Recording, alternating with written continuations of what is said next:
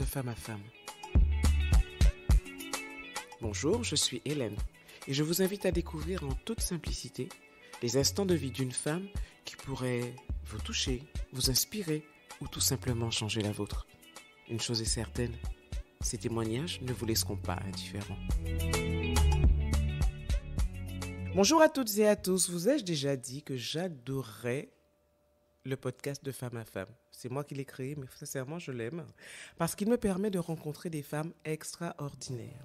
La femme que j'ai face à moi aujourd'hui, je ne la connais pas. Elle est habillée de jaune vêtue, elle est arrivée lumineuse, elle a emmené du soleil dans le studio et j'ai vraiment super hâte de découvrir tout ce qu'elle a partagé avec nous, vraiment. Bonjour Catherine. Bonjour Hélène. Comment vas-tu? Merveilleusement bien. Ah ben voilà, ça confirme le soleil que tu as emmené dans le studio. Merci beaucoup d'être venue à moi. Et dis-nous vite quelle est la tranche de vie que tu souhaites partager avec nous aujourd'hui? Je souhaiterais partager une tranche de vie qui est plutôt récente, puisqu'elle date de l'année dernière, il y a un peu plus d'un an. Période durant laquelle j'ai connu ce que l'on appelle les attaques de panique. Les attaques de panique? Voilà. D'accord. Et ça t'est tombé dessus du jour au lendemain? Ça m'est tombé dessus alors que je prenais l'avion. Je revenais de vacances de Paris avec mes enfants et mon mari. Et dans l'avion, tout d'un coup, j'ai senti que ça n'allait plus. J'ai senti mon corps être envahi par une chaleur que je ne connaissais pas. Mon cœur s'est mis à battre. J'ai eu le sentiment que j'étais en train de mourir dans l'avion. Alors qu'à l'aller, ça s'est bien passé? Très bien. C'est vraiment sur le retour, quoi. C'est sur le retour, voilà, exactement. Donc j'ai connu... Il n'y avait pas de médecin dans l'avion. J'ai connu cette sensation quand on est à un endroit, qu'on veut partir, mais qu'on est coincé. Voilà. C'est comme ça que tu l'as ressenti? C'est ça. C'est-à-dire que je regardais autour de moi et je voyais que j'étais dans un avion, dans les airs, et que je ne pouvais pas m'enfuir. Et donc, qu'est-ce qu'il me restait à faire? Paniquer, exploser. Et là, tout d'un coup, je me suis dit, mais tu vas te retrouver comme ces gens qu'on est en train de ligoter dans les avions parce qu'ils n'arrivent plus à être maîtrisés.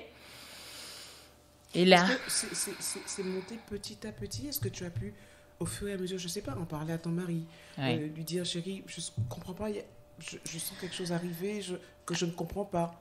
Il faut savoir qu'avant de prendre l'avion, j'ai eu une grosse contrariété. Et déjà, quand j'étais dans le taxi, je vais même revenir un petit peu avant, nous avons eu des vacances très riches. On est sortis, on a fait Disney, on a fait plein de choses. Et dans chaque activité qu'on faisait dans Disney, c'est des endroits plutôt cloisonnés. Et je me sentais déjà pas très à l'aise. Un petit peu oppressée. Voilà, je me sentais déjà oppressée, je voyais... Mais comme il y avait les enfants, et puis voilà, donc à chaque fois, je me dis, écoute, respire, voilà, c'est le temps de l'attraction, ça va passer. Donc déjà, je pense que je me suis déjà un peu Avec du recul, tu te dis que oui, voilà. Il y avait des prémices. Il y avait déjà des prémices, Et puis, bien sûr, les vacances, c'est toujours très fatigant. On sort, les enfants, faut tous les jours une activité, voilà. Et puis, les vacances se sont terminées et j'ai eu cette contrariété. Et puis, dans le taxi, en allant vers l'aéroport, je commence à me dire, c'est bizarre, mais je me sens pas bien dans ce taxi. Pourtant, c'était un grand taxi 9 places, mais il y a un truc qui va pas. On arrive à l'aéroport, on fait les papiers et tout ça. Là, on rentre dans le couloir avant de rentrer dans l'avion. Et dans le couloir, je commence à me dire, mais il est un peu étroit, ce couloir. Alors que ça allait crescendo. Oui, il est étroit quand même. Bon, je rentre dans l'avion, je me sens pas bien, mais on y va. Il faut bien que je rentre chez moi. Faut bien que je rentre chez moi. Bon, donc j'y vais. Je m'assois et tout ça, l'avion décolle et tout. Et puis, à peu près 1 heure de temps après, il y a l'hôtesse de l'air, alors qu'on était en classe éco, qui vient nous proposer du champagne, une coupe de champagne. Je me dis, tiens. En classe éco? Voilà. Tu entres? Voilà. Ça arrive. Ben, ça arrive. Alors, je me dis, oh, ben, la belle affaire, merveilleux. C'est un cadeau, je ne sais pas de qui. Alors, moi, je prends ma petite coupe de champagne, je prends le champagne, je bois une gorgée. Je bois une deuxième gorgée. Et là, ça commence. Je sens la fameuse chaleur qui commence à envahir tout mon corps. Mes mains qui tremblent, mon cœur qui bat. Et là, je me dis, ça ne va pas, je vais exploser dans l'avion. Waouh. Et donc, je regarde mon mari qui est à côté de moi. Je lui dis, chérie, ça ne va pas. Il me regarde, qu'est-ce qu'il y a? Je crois que je suis en train de mourir. Il se lève avec moi, il voit bien, il lit dans mes yeux que je suis en panique. Il me connaît, ça fait 18 ans qu'on est ensemble. Bon, voilà, il voit bien que ce n'est pas sa femme habituelle. Il se lève avec moi, il me prend les mains. On se met près de la porte, une porte de secours. Il me prend les mains et puis il me dit, regarde-moi, regarde-moi. Et là, je le regarde. Mais plus je le regarde, plus le truc devient chaud. Puis je le regarde, puis je me dis, mais merde, je suis coincée dans l'avion. Qu'est-ce que je fais? Qu'on me sauve, qu'on vienne me sauver, que quelqu'un vienne me sauver, sinon je vais exploser. Et ça a été comme ça tout le voyage. Ma force, c'est que je suis thérapeute, que j'accompagne des gens justement quand ils sont dans des crises comme ça, à pouvoir retrouver leurs moyens. Donc, j'ai les outils. Mais le temps que l'on comprenne, que ça percute, mais tu as les outils, tu sais, tu as cette connaissance, vas-y. Oui, parce qu'il faut, enfin pour ceux et celles qui ne le savent pas, tu étais quand même parti pour 8 heures de vol. C'est ça. Donc, il fallait tenir encore 7 heures dans cet état. Sans finir attaché à un siège. Je crois que tu t'es franchement fait le film. Ah oui, on a tous vu un jour une vidéo de quelqu'un qui pète un plomb, 10 personnes sur elle pour la maîtriser. Oui, donc j'avais ce truc. Et puis je sais comment fonctionne le cerveau. Et c'est vrai que dans un moment de panique, eh ben, on fuit ou on attaque. Donc, fuir, je ne peux pas. Je suis coincée. Donc, qu'est-ce qui me reste? Attaquer. Mais je ne veux pas attaquer, parce que sinon, je finis attachée. Donc, je me retrouve à devoir puiser en moi une puissance de gestion de moi, là, ton corps, maintenant, tu dois le gérer. Trouve la solution. Rentre en toi, puise dans ta force, puise dans ton énergie. Vas-y. Et là, j'ai commencé à me dire, OK, on va commencer la respiration. Je respire. Ça n'a pas qu'à mâcher. Je suis déjà montée tellement haut dans la crise que je respire, mais je ne respire pas bien. Je n'arrive pas à bien respirer. Je n'avais pas une Catherine Calixte, c'est-à-dire une comme moi en face, pour me guider en fait. Je devais m'auto-guider. Donc, c'était un petit peu chaotique. Voilà. Mais quand même, à force, j'ai vu que j'ai commencé à me calmer. Mais ça revenait, puis ça redescendait. Et puis voilà, des sensations comme ça, terribles, que finalement, à expliquer, c'est difficile. Il n'y a que les gens qui ont vécu ça qui peuvent savoir réellement ce que c'est. Ah oui, les crises de panique, oui. Je crois qu'il faut l'avoir vécu pour pouvoir comprendre. C'est ça. On est soi sans être soi. On est comme dédoublé. La personne qui est là n'est plus la même. Notre vision change. À ce moment-là, qu'est-ce que je voyais? Je ne voyais plus autour de moi comme habituellement. Je voyais comme un tunnel qui était face à moi. Tout était en loupe. Je percevais le moindre bruit.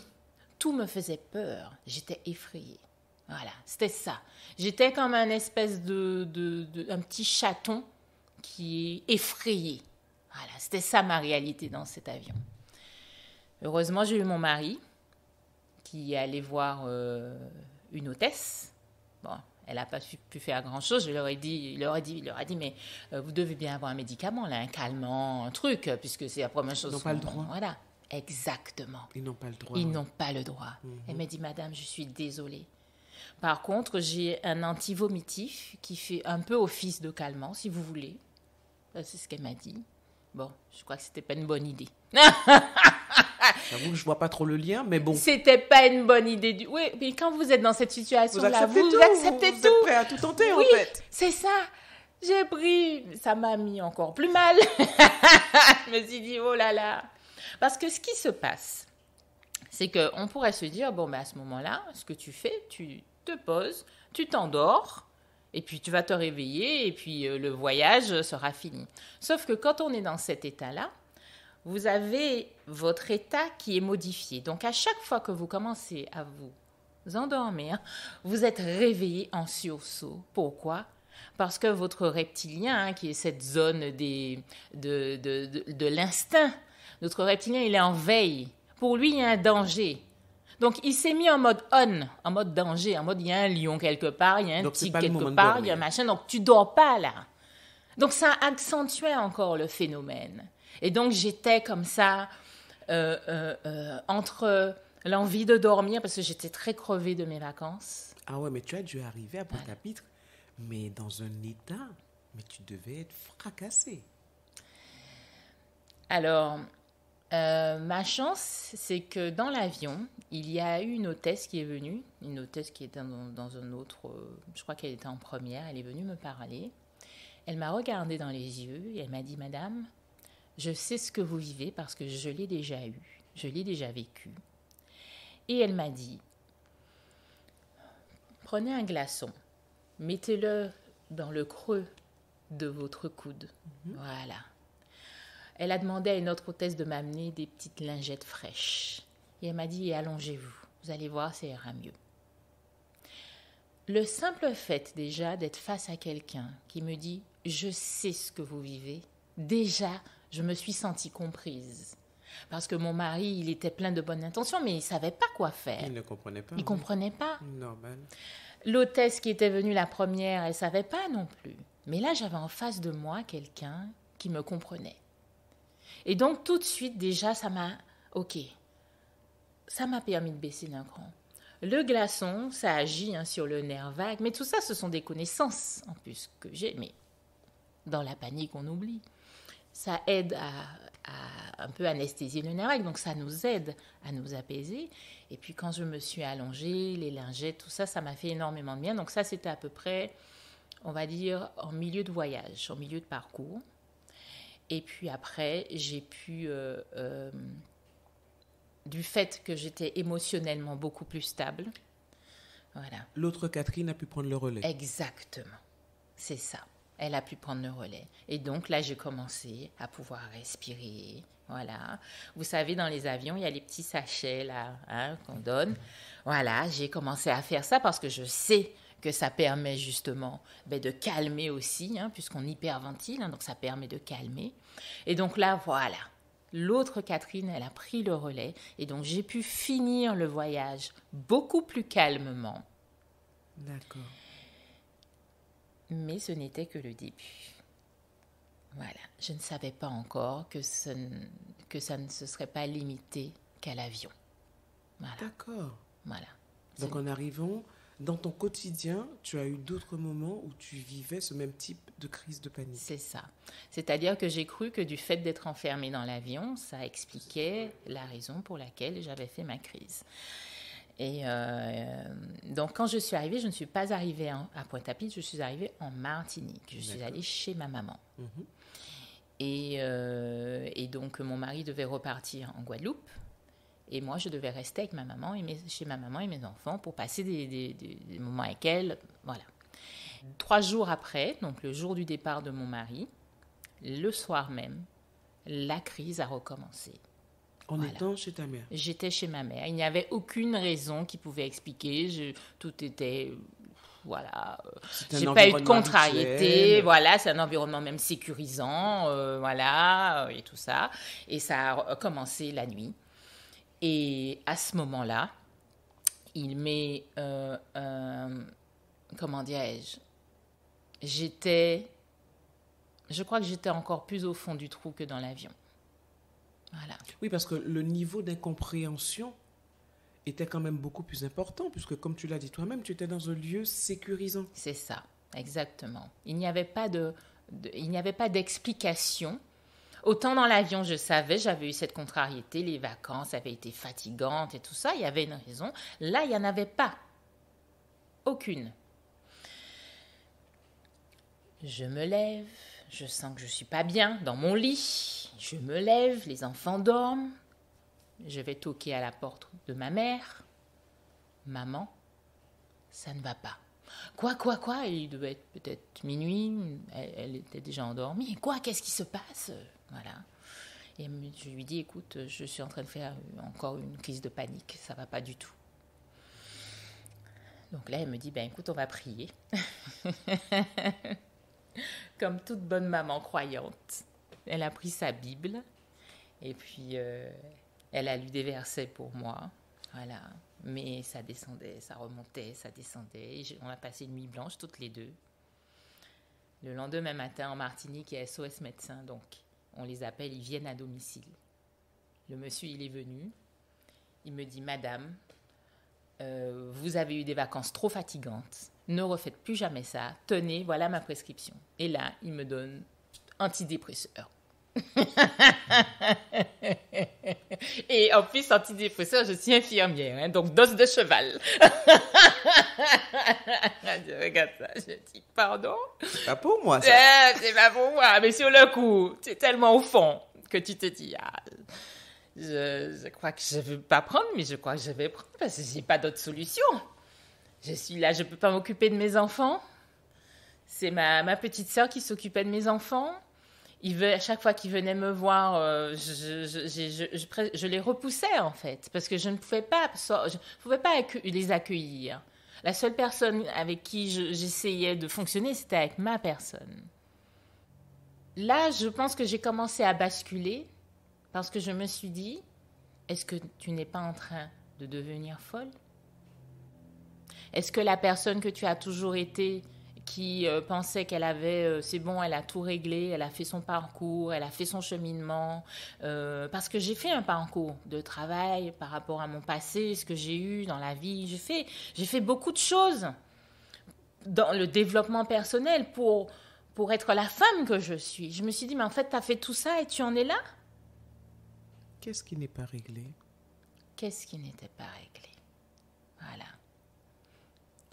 Et c'est à ce moment-là qu'on réalise que ce qu'on pensait qui était dans un casier réglé, fermé à double tour, on n'avait pas besoin de le rouvrir. Oh, c'est bon, je gère. Je n'ai pas besoin de régler ce problème-là, en fait. Je gère, tout est cool. Regarde, tu es mariée, tu es heureuse, tu as des enfants professionnellement, tu assures, tu es une maman au top. Tu es bien.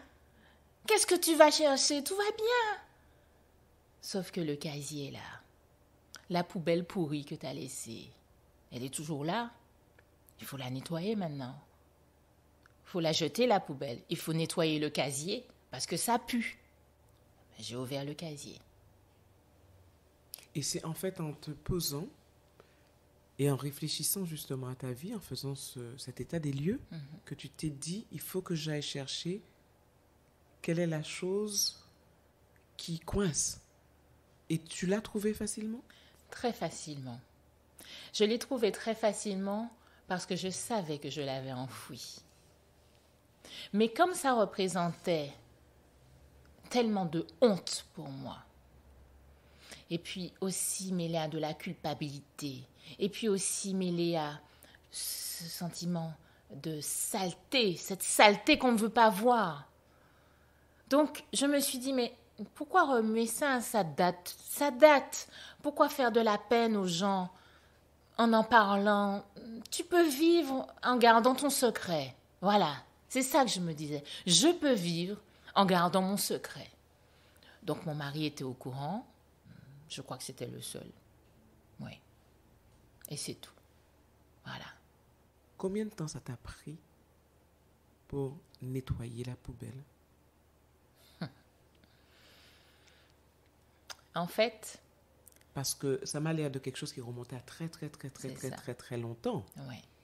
Donc les choses ne se nettoient pas d'un claquement de doigts. Tu veux dire à partir du moment où j'ai fait Où tu as pris conscience J'ai que pris c'était ça qui conscience. coinçait et qui générait ces crises de panique chez toi. Je vais te dire quelque chose. Lorsque tu sais que tu es en train de déboulonner, tu sais qu'il faut que tu sauves ta peau et que tu n'as plus le choix. Donc très très vite, je me suis dit, au moment où les crises ont commencé à un peu descendre, parce que quand elles étaient hautes, Mais tu as eu combien comme ça? ah, j'en avais tous les jours. Ça a duré combien de temps? Ça a duré, je suis restée comme ça un mois, à avoir des crises tous les jours. Donc tu restais chez ta maman ou tu rentrais Oui, quand même alors chez toi? je suis Parce restée. que prendre l'avion Alors dans cet j'étais. état-là, Ah, même si oui. entre la Martinique et la Guadeloupe, il n'y a que Oui, 40 minutes de vol. Exactement. Parce que figure-toi que je devais rester encore 15 jours chez ma mère. Donc je suis restée les 15 jours chez ma mère. Mes enfants ont dû partir chez mes beaux-parents. Parce que je ne pouvais plus m'occuper d'eux. Ma mère, elle était crevée, la pauvre. Parce que elle gérait sa fille. Elle-même, elle se demandait, mais qu'est-ce qui arrive à ma fille? Donc, les enfants ne comprenaient pas. Et puis, ils me voyaient dans un état. On les a envoyés chez mes beaux-parents. Et j'ai pu, on va dire, recommencer à dormir. Voilà. Hein. Donc, on va dire que j'ai eu une bonne semaine avec des crises régulières, très régulières. La semaine d'après, ça s'est un petit peu espacé quand je n'ai plus eu les enfants à charge. Avec ma mère, on a commencé à aller à la mer, à faire des choses en fait. Voilà. Mais tout était un défi. Rentrer dans une voiture quand vous êtes dans un état comme ça, c'est un défi. J'avais toujours mon petit sachet comme ça, là. Bon, voilà. Pour Mais hyperventiler. voilà, exactement. Mais on a mis en place des petites choses. Et puis, ma petite sœur aussi, qui fait du yoga, elle m'a fait faire des séances comme ça. Et je vais vous dire un truc incroyable. Enfin, je vais te dire, mais aussi aux auditeurs, aux éditrices. J'ai pu recommencer à dormir après une séance de yoga. Voilà. Waouh. C'est après une séance. Parce que j'étais retournée dans mon corps et qu'effectivement, hein, le corps et l'esprit, ils sont connectés. Hein. Donc, quand on détend le corps, ça détend l'esprit. Voilà, ça, il faut le savoir. Bon. Tout ça, c'est des connaissances que j'ai, mais sur le coup. Encore une fois, quand on est en Voilà. pleine crise de panique. Donc, c'est pour ça qu'on a besoin d'aide quand on n'est pas bien. Parce que de nous-mêmes, on ne peut pas se gérer soi-même. On a besoin d'aide. Et donc, le moment du retour en Guadeloupe arrive. Et là, mon mari est face à une évidence. Il doit reprendre l'avion pour venir me chercher. Parce que je lui dis, je ne vais jamais pouvoir prendre l'avion. Jamais. Si tu n'es pas là, je ne pourrai pas prendre l'avion. Alors, on a mis en place tout un truc, puisqu'il faut rentrer. 2 heures de temps avant, je faisais mes respirations. J'ai pris le médicament du médecin que je ne voulais pas prendre, mais je l'ai pris. Ma sœur, qui aussi a des problèmes d'anxiété des fois, m'a donné des petites astuces comme ça, des petites choses. Voilà, effectivement, ça m'a apaisée sur le coup. Et j'ai pu prendre l'avion. Je ne sais pas comment, mais j'ai pu prendre l'avion. Mais avant de rentrer dans l'avion, j'ai quand même prévenu l'hôtesse. Voilà, vous savez, Oui, surtout en plus que ce sont de plus petits avions. C'est ça, exactement. Voilà. Donc la sensation de pression est encore plus forte. Exactement. Donc j'ai dit à l'hôtesse, voilà. Du coup, durant le vol, elle s'est un peu plus occupée de moi. Mon mari essayait de me distraire, à me parler et tout ça, parce que ça aide aussi. Dès que je sentais que ça montait, je commençais à respirer et ça redescendait. Et puis arrivé en Guadeloupe, je me suis dit, bon, tu rentres chez toi, dans ton environnement, voilà. Et j'ai été bien peut-être 2-3 jours, et puis c'est revenu.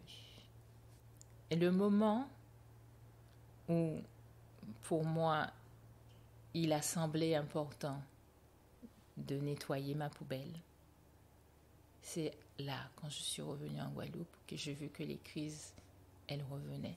J'ai une question pour toi. Oui. Cette poubelle, Ouais. la chose abominable qui s'est jetée, que tu as jetée dans cette poubelle, ça s'était passé en Martinique? Oui. Ok. Ouais. Exactement. Donc, je comprends mieux la différence. Et là, tu as pu commencer à t'occuper de toi. C'est ça. Exactement. Qu'est-ce que tu as mis en place Arrivé pour te relever de trauma? Parce que c'était ça, en fait. C'est ça. Tu ne mettais peut-être pas ce mot là-dessus, mais c'est ça, en fait. J'ai fait ce que j'aurais conseillé, en fait, à quelqu'un. Voilà. À ce moment-là, j'ai compris une chose que je dis à chaque fois, mais là, je l'ai vécu, je l'ai ressenti.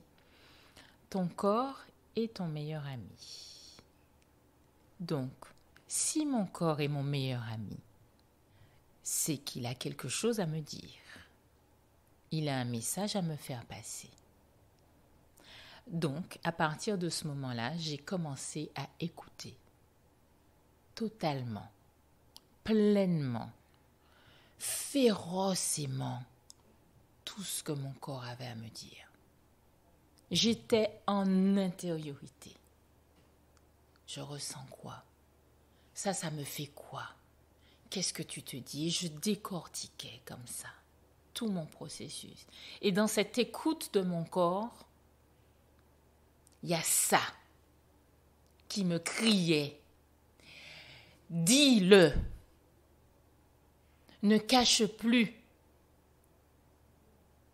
Libère-toi.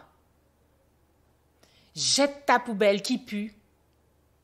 Nettoie ton casier. Et avance. Alors j'ai pris mon téléphone. J'ai appelé ma mère. C'était difficile. Mais je lui ai dit, maman, quand j'avais 6 ans, tu te souviens, le copain de papa qui s'appelait comme ça, il a abusé de moi 2 fois. 6 ans. 6 ans. Voilà, Tu ne voulais pas faire mal à ta mère, c'est pour ça que tu l'as gardée? c'est ça. Exactement. Et ça a été le début de la guérison. Oui. Parce qu'après, j'ai pris mon téléphone et j'ai appelé mon père. Et tu lui as dit la même chose. Et je lui ai dit la même chose. Voilà.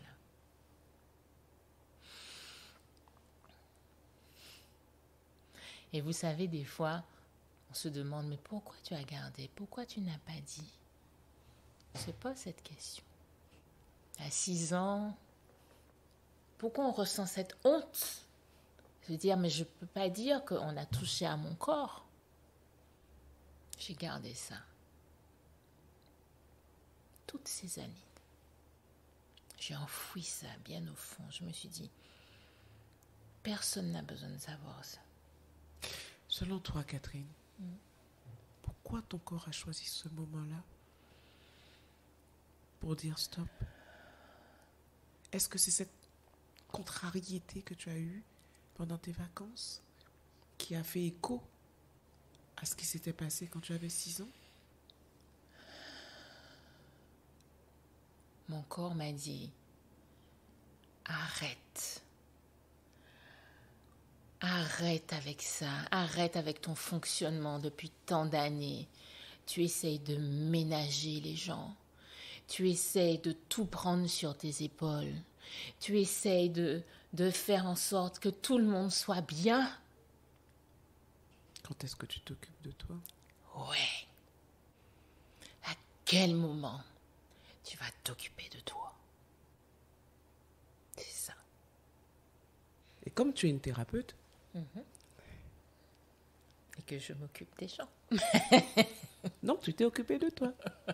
Est-ce que tu as eu besoin justement même si tu es Oui. thérapeute, Oui. de faire appel à quelqu'un pour t'aider à passer ce cap. Oui. Oui. J'ai fait appel à 2 personnes. Et ces 2 personnes, elles m'ont, chacune à leur manière, elles ont permis de débloquer, en fait. Ce qui... Vous savez, quand vous avez vécu... j'ai 43 ans maintenant, donc ça faisait Un certain temps. un certain temps que vous gardez ça enfoui. Forcément, vous avez votre construction, toute votre construction qui se fait avec ça en filigrane. Et donc, lorsque déjà toute petite, vous cachez ça, vous grandissez en vous cachant. Vous cachez cette part de vous. Alors, c'est pas forcément, il y a cette part honteuse, mais des fois, vous cachez aussi qui vous êtes, vraiment. Vous mettez derrière un masque. Et moi, ce masque, c'était le masque de la bonne fille. Voilà. Et qui essaye de faire plaisir à tout le monde. Voilà. Qui fait passer ses besoins après. Voilà. Je me suis construite comme ça. Et puis à côté de ça, j'avais aussi un masque qui était très froid. Un côté rigide comme ça. Où les gens se disaient, oh mais elle... Voilà, elle est... Elle est hautaine, oui. On s'en approche pas. Voilà, c'est ça. C'est ça. Tu as eu la chance, enfin je ne sais pas si c'est une chance, parce que je crois que rien n'est hasard dans la vie, d'avoir le compagnon qu'il faut à tes côtés. Oui. Exactement. Ça, ce sont les cadeaux. Voilà. Mais je crois que c'est un cadeau que j'ai attiré. Oui. Parce que je l'ai attiré parce que je pense aussi que si je ne l'ai pas dit, c'est parce que très tôt, je ne voulais pas qu'on me voie comme une victime. Très tôt, je me souviens d'une fois, j'avais vu ce reportage, je devais avoir peut-être une dizaine d'années. Et il y avait une dame qui intervenait à la télé. Elle avait subi des viols quand elle était enfant. Et je voyais tous ces gens qui étaient tellement attristés, peinés, qui la voyaient comme cette petite chose. Et moi, Tu ne voulais pas de ça? Non. Non. Et je me souviens même de ce jour, je devais avoir 13 ans. Je rentrais en 5e et cette période m'est revenue en fait. Ces abus que j'avais, ça m'est revenu parce qu'on a une période où on oublie. Hein, et puis ça revient comme ça m'est revenu. Et je m'étais dit, j'avais pris cette parole avec moi et je m'étais dit, toi espèce de sale dégoûtant, si tu crois que tu vas gâcher ma vie, jamais je vais pleurer pour toi. Jamais je vais gâcher ma vie pour toi. Je vais réussir ma vie. Je serai heureuse en amour. Je m'étais donné ça. J'avais lancé. Voilà. Et à 40 ans, quand je vais me retourner sur ma vie, je serai fière et je serai heureuse de mon parcours. Et ce fut le cas. Voilà. Donc très vite, très tôt dans ma vie, je suis sortie de cette victime que je pourrais être. En étant, je ne le savais pas encore, mais en devenant responsable de mon destin. Voilà. Tu m'as dit que tu as 43 ans? Oui. Donc quand tu as passé tes 40 ans, ton corps t'a dit, il n'y a pas de souci, tu as atteint ton objectif maintenant. Yes. Et si on revoyait le dossier? Voilà. Parce que c'est ça. Quand on décide de ne pas se positionner en tant que victime... On y croit ou pas, hein? La parole est créatrice. Ouais.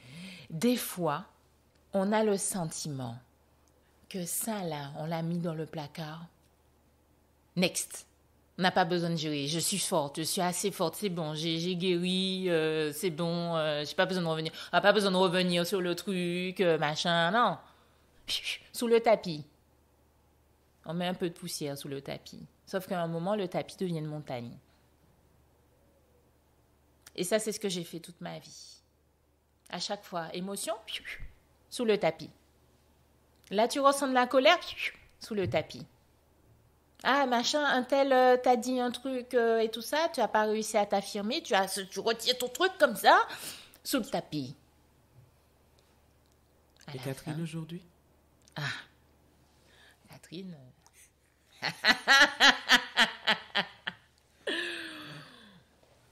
Ce rire vaut toute réponse. Oui. Catherine, maintenant, elle a arrêté de s'excuser. Catherine, maintenant, elle s'affirme. Et Catherine, maintenant, elle est tellement connectée à son putain de cœur que c'est ma boussole. Je vibre dans mon cœur. Je ressens dans mon cœur. J'avance avec mon cœur. Et même quand mon ego est là, parce que l'ego nous aide à nous construire. Donc, on en a besoin. On en a besoin. Sauf que je l'ai remis à sa juste place. Voilà. Exactement. Et là, j'ai accompli des choses dans ma vie dont je me pensais, mais je pensais que c'était impossible que je fasse ce genre de choses. Et maintenant, je le fais. Voilà. Et tu m'as dit quelque chose, parce que avant qu'on ne fasse ce podcast, on a échangé. Mm-hmm. Tu m'as dit ça et c'était ça. Tu m'as dit, c'est comme si la vie t'avait préparé pour ce moment, pour que tu puisses relever ce défi de ta vie. Voilà. Absolument. Et je ne l'avais pas encore perçu comme ça. Et quand tu m'as dit ça, je me suis dit, c'est ça. Alors, si la vie t'a préparé pour relever ce défi-là, qu'est-ce que tu fais là maintenant? C'est quoi le next step pour toi? Arrête de t'excuser. Arrête de te cacher. Ce que tu dis là, en fait, est tellement fort, tellement puissant. Et j'espère que ça trouvera écho chez beaucoup de femmes. Est-ce que tu aurais, parce qu'on pourrait parler avec toi pendant des heures, est-ce que tu aurais quelque chose, un message à passer aux femmes? Oui. Faites le travail qu'il faut pour guérir vos blessures. Ne mettez pas les choses sous le tapis.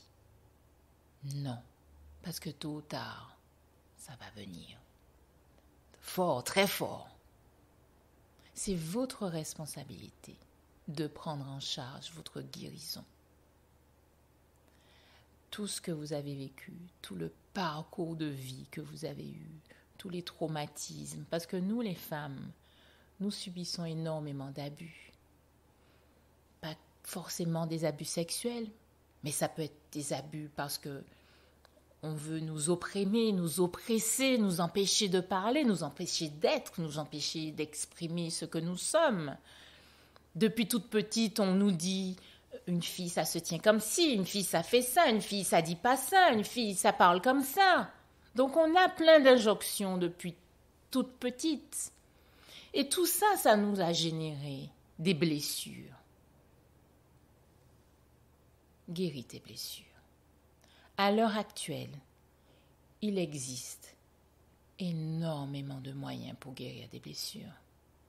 Il y a des gens dont c'est le métier de guérir les blessures. En tout cas, d'accompagner ceux qui ont besoin de guérir leurs blessures. Exactement. Donc, vas-y. Fais le travail qu'il faut. Guéris ta petite fille pour que ta femme, la femme que tu es maintenant, puisse s'ouvrir, ouvrir son cœur, ouvrir tout ce qui fait que tu pourras apporter quelque chose à d'autres femmes qui elles-mêmes en auront besoin. Sois cette lumière. Merci Catherine. Merci d'avoir accepté de partager ça avec nous. Vraiment, beaucoup d'émotions. Merci à toi. Vraiment que ta route soit belle, dans tous les cas de figure, vu la façon dont, je suis la seule égoïstement à la voir,